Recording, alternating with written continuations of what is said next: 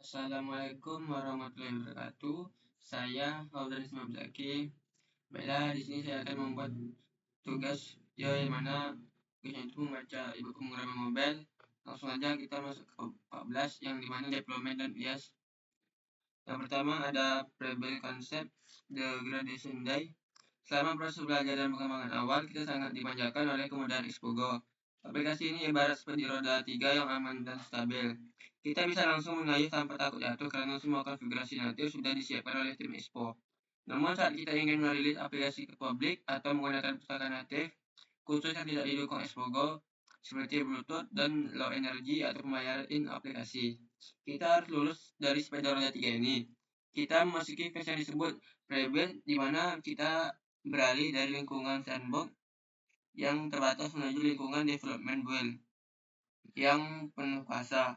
Ini adalah momen mana kodemu bertransformasi dari sekedar script JavaScript menjadi aplikasi native Android dan ia sesungguhnya siap untuk berdiri sendiri. Dulu proses ini disebut exiting, yang sebuah istilah yang melakukan kata bersifat satu arah dan permanen. Saat kamu melakukan expo akan memuntahkan ribuan baris kode yang natif ke dalam proyekmu. Jadi kamu harus merawatnya sendiri selamanya. Jika ada objek natif baru, kamu harus mengedit file Gradle atau profil secara manual, yang seringkali berujung pada konflik dan error yang membuat frustasi. Untungnya era kelam itu sudah berakhir. Sekarang kita menggunakan pendekatan modern yang disebut Continuous Native Generation. Filosofi CNG sangat sederhana, namun evolusioner jangan pernah menyentuh kode. Nah, itu jika tidak terpaksa dalam pendekatan ini. Folder Android dan iOS dianggap sebagai folder sampah yang bisa dihapus dan dibuat ulang kapan saja. Sumber kebenaran konfigurasi aplikasi ini tetap berada di aplikasi JSON dan package JSON. Ketika kamu menyalakan perintah infeksi Expo Preview, Expo akan membaca konfigurasimu dan secara otomatis dengan folder natif yang sangar dan konfigurasi dengan sempurna. Ini menjaga proyekmu tetap bersih, ringan, dan mudah diperbarui karena kamu tidak perlu memerlukan kali relatif yang secara manual. Transisi ke development mobile juga membuat cara kita menyalakan aplikasi di emulator atau APVC. Kita tidak lagi membuka aplikasi Expo yang berwarna putih, melainkan kita menginstal versi dari aplikasi kita sendiri yang memiliki kemampuan debugging. Aplikasi ini sering disebut Expo Dev Client, bertindak sebagai wadah untuk memiliki semua pustaka natif yang spesifik proyekmu. Dengan menggunakan Dev Client, kamu mendapatkan kebebasan penuh layaknya pengembangan yang sempurna, tetapi tetap menikmati pengembangan JavaScript yang cepat dan nyaman. Penting untuk dicatat bahwa penggunaan CNG sangat bergantung pada konfig plugins. Jika kamu menginstal pustaka yang membutuhkan edisi kamera, kamu tidak perlu mengedit Android Command Manifest XML secara manual. Sebaliknya, pustaka tersebut biasanya menyediakan plugin yang akan menyuntikkan izin tersebut secara otomatis saat proses perbuild. Ekosistem ini membuat integrasi fitur natif menjadi sangat modular dan aman. Kamu bisa mendapatkan atau menghapus fitur natif semudah menambahkan baris di konfigurasi JSON dan memberikan mesin CNG melakukan pekerjaan kotornya. Jadi jangan takut untuk meninggalkan kenyamanan Xpogo. Langkah ini adalah tanda bahwa aplikasimu sudah dewasa dan siap menghadapi dunia nyata. Prebuild bukan lagi momok yang melakukan, melainkan standar reduksi untuk menjaga kesehatan proyek jangka panjang. Dengan CNG kita mendapatkan kekuatan natif tanpa beban pemeliharaan natif. Ini adalah keseimbangan sempurna yang didambakan oleh setiap mobile engineer modern. Next, yang kedua ada aplikasi icon dan splash screen, Dress to Impress. Sebagus apapun kode di balik layar, pengguna akan melalui buku mundur sampulnya. Dan dalam konteks aplikasi mobile, sampel itu adalah aplikasi icon dan splash screen. Icon aplikasi adalah elemen visual pertama yang dilihat pengguna di toko aplikasi dan di layar beranda mereka. Icon yang baru tidak profesional atau tidak amatir akan menurunkan kepercayaan pengguna secara instan sebelum mereka bahkan membuka aplikasimu direktif dengan Expo. Kita tidak perlu membuat 20 ukuran icon berbeda secara manual untuk setiap jenis iPhone dan Android. Expo menyediakan mekanisme konfigurasi aset yang cerdas di aplikasi JSON yang akan memproses satu gambar berkualitas tinggi menjadi berbagai ukuran yang dibutuhkan dalam operasi. Namun, tantangan terbesar pada ekosistem Android yang memiliki fitur adaptive icons, sejak Android dan icon tidak lagi hanya berbentuk kotak atau bulat statis, melainkan terdiri dari dua lapisan depan, foreground, dan lapisan latar, background. Ini memungkinkan sistem operasi untuk memberikan efek visual menarik seperti parallax atau mengubah bentuk icon dari bulat menjadi kotak, tumpul sesuai tema AP pengguna. Jika kamu hanya menyediakan satu gambar PNG tersebar yang biasa, ikonmu mungkin akan terlihat aneh dengan latar belakang putih, paksa atau terpotong di bagian sudutnya. Oleh karena itu, mendesain ikon adaptif yang memisahkan logo utama dari warna latarnya adalah syarat mutlak untuk melihat profesional di Android. Setelah icon splash screen adalah layar pembuka yang muncul selama beberapa detik saat aplikasi sedang membuat JavaScript. Bandel memori banyak pemula mengabaikan layar ini membiarkannya default yang berteriak saya dibuat dengan template gratisan. Splash screen yang baik harusnya merupakan kelanjutan mulus dari icon aplikasi, menciptakan transaksi visual yang halus dari menu utama ke dalam aplikasi. Expo menyediakan pustaka Expo Splash Screen yang memungkinkan kita mengontrol perilaku layar ini, seperti melihatnya agar tetap muncul sampai data awal selesai diambil dari API. Mencegah penggunaan layar-layar lebih kosong mungkin membingungkan. Konfigurasi seperti Race Mode pada Splash Screen juga sangat krusial karena variasi rasio layar HP yang gila-gilaan mulai dari HP kotak lama hingga HP layar lipat yang sangat panjang. Mode konten akan memastikan logomu terlihat utuh, tetapi mungkin menyisakan ruang kosong di pinggir. Sedangkan mode cover akan memenuhi seluruh layar, tetapi berisiko memotong bagian tepi logomu. Strategi desain terbaik adalah membuat logo splash screen yang memiliki ruang aman yang cukup luas di sekelilingnya. Jika menaruh titik penting di pinggir gambar splash screen, karena pasti akan terpotong beberapa perangkat. Jangan lupa juga tentang dark mode. Aplikasi modern diharapkan bisa menyesuaikan diri dengan preferensi tema sistem pengguna Expo, memungkinkan kita mengonfigurasi icon dan splash screen yang berbeda untuk mode gelap. Bayangkan betapa silau dan kagetnya pengguna yang membuat HP di kamar gelap, lalu dihantam oleh splash screen berlatar putih terang dari aplikasimu. Menyediakan hasil alternatif yang ramah mata bukan hanya soal estetika, tapi soal empati terhadap pengalaman pengguna. Detail-detail kecil inilah yang membedakan aplikasi tugas kuliah dengan aplikasi yang layak dirilis di pasar. Mengelola aset visual ini mungkin terasa seperti pekerjaan desainer, bukan programmer, namun sebagai full stack mobile developer, kamu bertanggung jawab atas produk akhir yang utuh. Pastikan hasil gambarmu dioptimasi agar tidak membedakan ukuran aplikasi. Gunakan format PNG atau SVG yang tajam. Ingat, icon aplikasi adalah satu-satunya elemen yang akan dilihat pengguna di setiap hari di layar HP mereka. Pastikan itu adalah sesuatu yang tidak dipandang. Next, yang ketiga ada as well the cloud factory.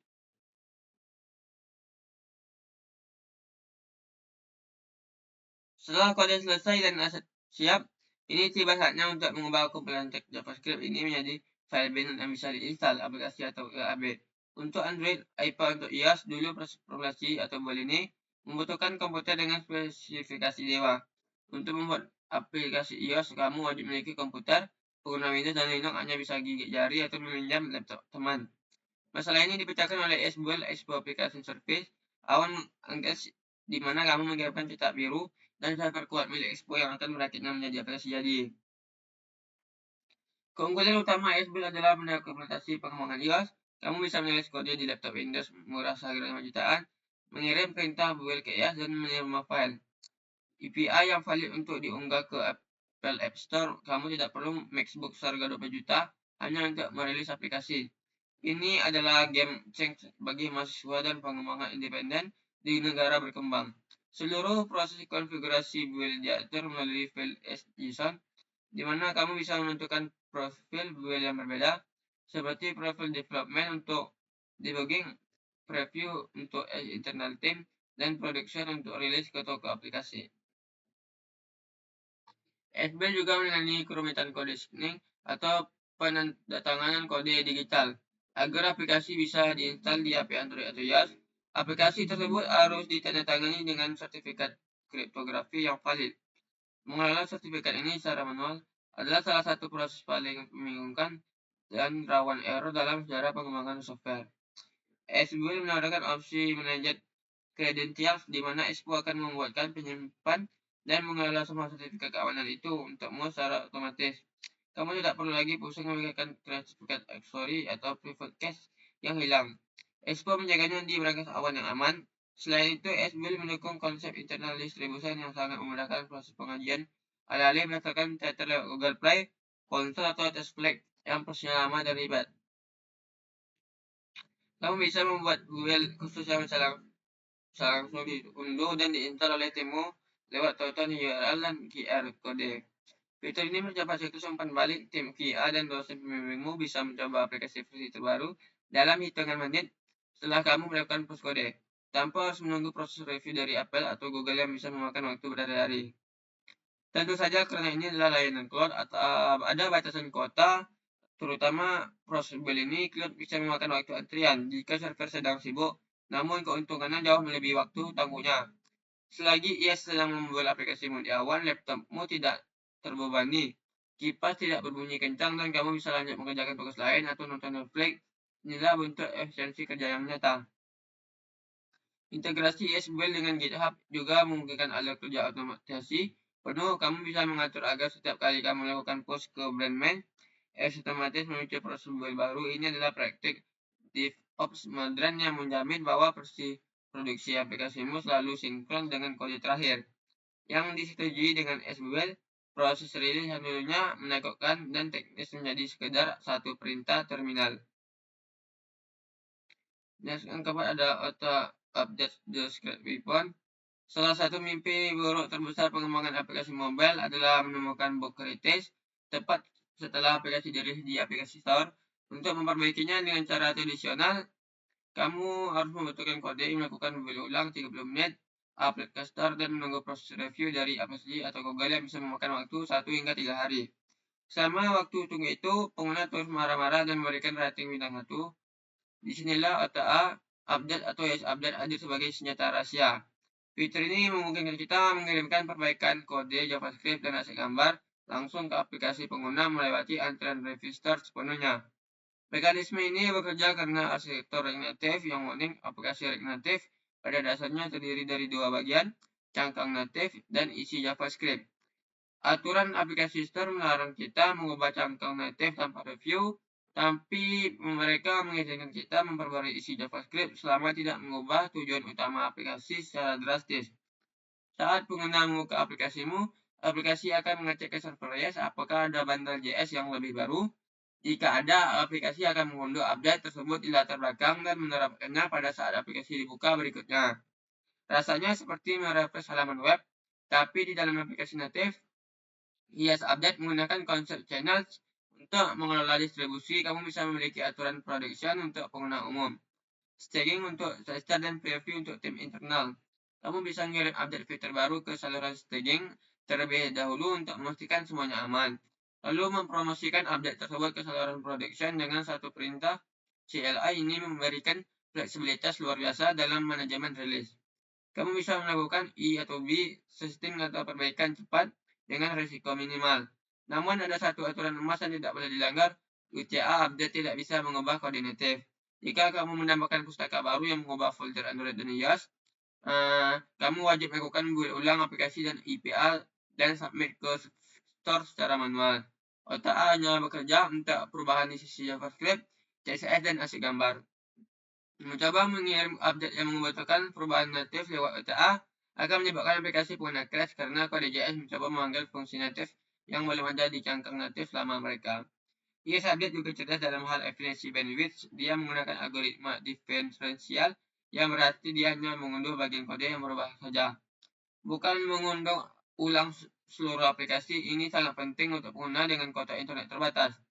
Selain itu, terjadi kesalahan pada update baru, misalnya malah bikin error baru, kamu bisa melakukan rollback atau membatalkan update tersebut dari dashboard yes secara instan. Aplikasi pengguna akan kembali ke versi sebelumnya yang stabil dalam hitungan detik. Kemampuan untuk membatalkan kesalahan ini memberikan ketenangan pikiran yang luar biasa bagi developer. Singkatnya, auto-update mengubah dinamika rilis aplikasi mobile menjadi lebih mirip dengan web. Kita bisa bergerak cepat, memperbaiki kesalahan seketika, dan terus meningkatkan produk tanpa terhambat birokrasi store. Namun, kekuatan ini harus digunakan dengan bijak. Jangan gunakan OTA untuk mengubah fitur secara diam-diam yang melanggar privasi pengguna. Karena itu bisa membuat akun developermu diblokir oleh Apple atau Google. Gunakanlah untuk menjaga kualitas dan stabilitas aplikasimu demi kepuasan pengguna. Yang kelima ada monitoring analisis the backlog. Setelah aplikasi dirilis ke publik, banyak developer pemula yang merasa tugasnya sudah selesai, padahal justru disinilah fase terpenting memulai. Saat aplikasi berjalan di ribuan perangkat dengan kondisi sinyal baterai dan versi OS yang berbeda-beda, hal-hal aneh pasti akan terjadi. Aplikasi yang berjalan lancar di emulator mungkin tiba-tiba crash saat di HP Samsung J2 milik pengguna di daerah terpencil. Tanpa ada pemantauan kita tidak tahu bahwa aplikasi kita rusak kecuali ada pengguna yang berbaik hati mengirim email komplain yang terjadi. Biasanya mereka langsung uninstall. Kita membutuhkan kotak hitam seperti di pesawat terbang yang terekam segala kejadian sebelum kecelakaan terjadi. Alat standar industri untuk tugas ini adalah Sentry. Sentry bukan sekadar pengambil error biasa, dia terintegrasi dalam dengan reaktif untuk memberikan laporan crash yang sangat detail. Konflik atau jejak rekam ini sangat tidak ternilai harganya untuk proses debugging. Kita bisa merekonstruksi kejadian error tersebut di laptop kita dan memperbaikinya. Sentry juga menangani masalah scam. Ingat bahwa kode berjalan di HP pengguna adalah kode yang sudah dimodifikasi dan diacak-acak agar ukurannya kecil. Sentry bisa menerjemahkan kembali kode asli yang kita tulis. Fitur ini menyelamatkan kita dari kebingungan mencari jarum di tumpukan jerami kode yang operasi. Selain pelacakan error, kita juga memperhatikan performa monitoring. Sentry bisa melacak seberapa lama waktu yang dibutuhkan aplikasi untuk berbuka, seberapa lambat terjadi antara halaman, dan seberapa lama IPM respon.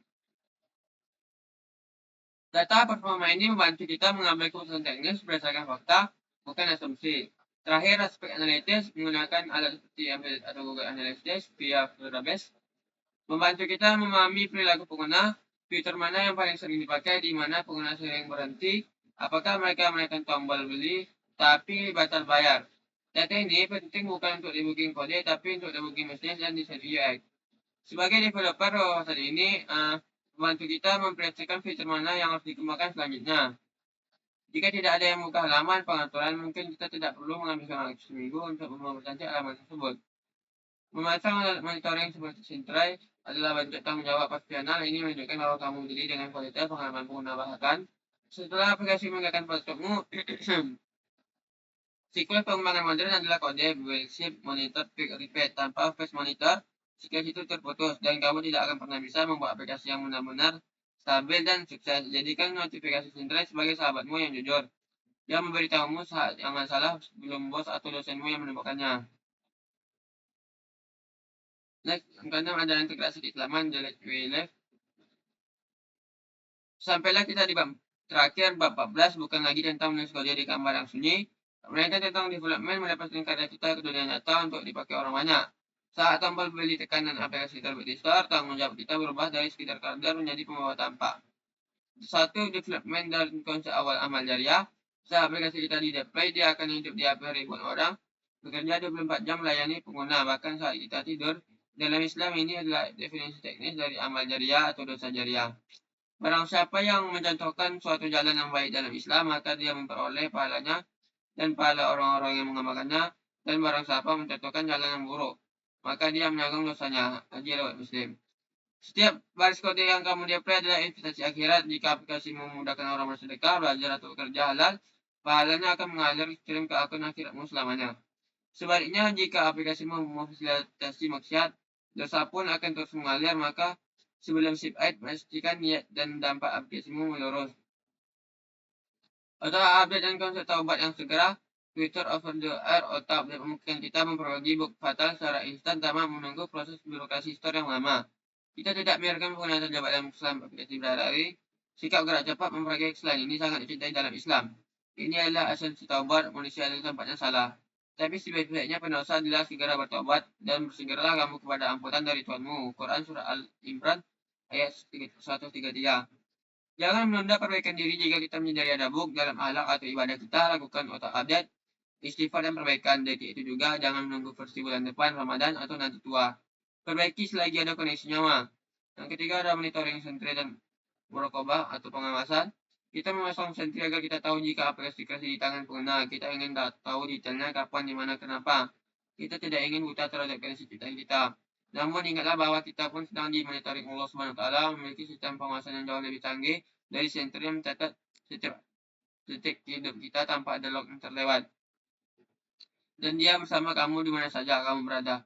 Dan Allah Maha melihat dan apa yang kamu kerjakan. Quran Surah Al-Hadid ayat 4. Kesadaran ini disebut muraqabah, merasa diawasi Allah jika kita takut aplikasi kita crash dan mendapat rating buruk dari pengguna. Seharusnya kita lebih takut jika hidup kita crash, melanggar syariat dan mendapat penilaian buruk dari pencipta. Jadikan dashboard Sentry sebagai pengingat bahwa di akhirat nanti kita akan diperlihatkan seluruh log kehidupan kita untuk dipertanggungjawabkan. Next, yang selanjutnya ada rangkuman. Berikut adalah rangkuman esensial dari bab 14, development dan IS Shape 8, yang membahas langkah terakhir merilis ke aplikasi ke dunia nyata. Yang satu ada perbedaan CNG lulus dari Expogo. Transisi dari lingkungan belajar ke profesional. Continue Native Generation, jangan pernah edit folder Android atau iOS manual, biarkan Expo membuatnya ulang. Setiap kali build berdasarkan konfigurasi ini menjaga proyek bersih. Development build aplikasi khusus Expo DevClean yang mengantarkan Expogo memungkinkan pengguna library native apa saja, Bluetooth environment yang tidak didukung Expogo. Yang kedua ada aplikasi akses. Jangan biarkan aplikasi yang terlihat amatir. Adaptif icon wajib untuk Android, misalkan foreground dan background agar icon tidak terpotong atau terlihat aneh di berbagai tema HP. Splash screen gunakan untuk menutupi proses loading awal JS bundle, mencegah layar putih kosong yang membingungkan user. Yang ketiga ada YesBuild, solusi kompilasi tanpa laptop mahal, demokratisasi membuat aplikasi iOS, EPA tidak lagi wajib MacBook server iOS di cloud yang mengajarnya. Menajit Ken Plus 8 mengurus sertifikat keamanan cache dan profession profile yang rumit secara otomatis, mencegah sakit kepala akibat conditioning. Data A update memiliki book tanpa menunggu review aplikasi Google. JS Bundle only kita bisa mengirimkan ada GIKA, JavaScript dan gambar secara instan ke user. Batasan jangan gunakan UTA untuk update yang mengubah koordinatif. Misal tambah SDK baru karena aplikasi akan crash. Monitoring dan sentra jangan buta terhadap kondisi lapangan. Crash reporting sentra memberitahu lokasi error spesifik garis koordinatif PHP saat aplikasi crash di tangan user. Sharemap menerjemahkan kode produksi yang teracak. Unify kembali menjadi kode asli yang bisa dibaca manusia untuk debugging. Next, sampai di sini yang bisa saya sampaikan. Jika ada kekurangan mohon dimaafkan. Assalamualaikum warahmatullahi wabarakatuh.